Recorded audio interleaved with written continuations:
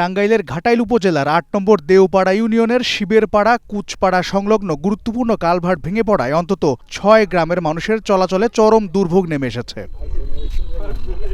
২০০৭ সালে নির্মিত এই কালভার্টটি দীর্ঘদিন ধরে সংস্কার ও রক্ষণাবেক্ষণের অভাবে দুর্বল হয়ে পড়ে। পাহাড়ি ঢল ও টানা ভারী বর্ষণের সময় প্রবল স্রোতে কালভার্টটি ধসে গিয়ে পুরো কাঠামো ঝুঁকিপূর্ণ হয়ে উঠেছে।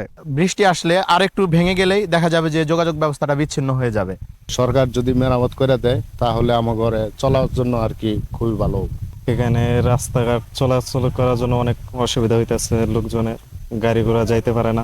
প্রাইমারি স্কুল আছে, মসজিদ আছে, এইখানে পোলা লেখাপড়া করবার জন্য যায়। এইখানে বর্ষা মাসে খুব অসুবিধা। এ কালভার্ট দিয়ে স্কুল ও মাদ্রাসা শিক্ষার্থীদের প্রতিদিন ঝুঁকি নিয়ে যাতায়াত করতে হচ্ছে। দ্রুত সংস্কার করা না হলে যে কোনো সময় বড় ধরনের দুর্ঘটনা ঘটতে পারে। ৪-৫টি গ্রামের মানুষ ভোগান্তির মধ্যে রয়েছে।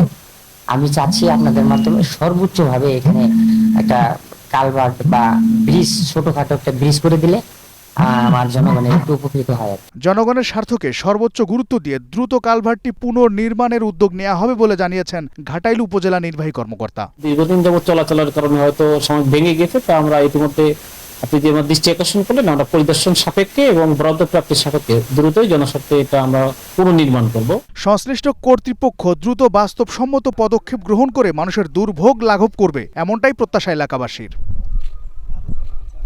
জাফর আহমেদ শিমুল, গ্রিন নিউজ ডেস্ক।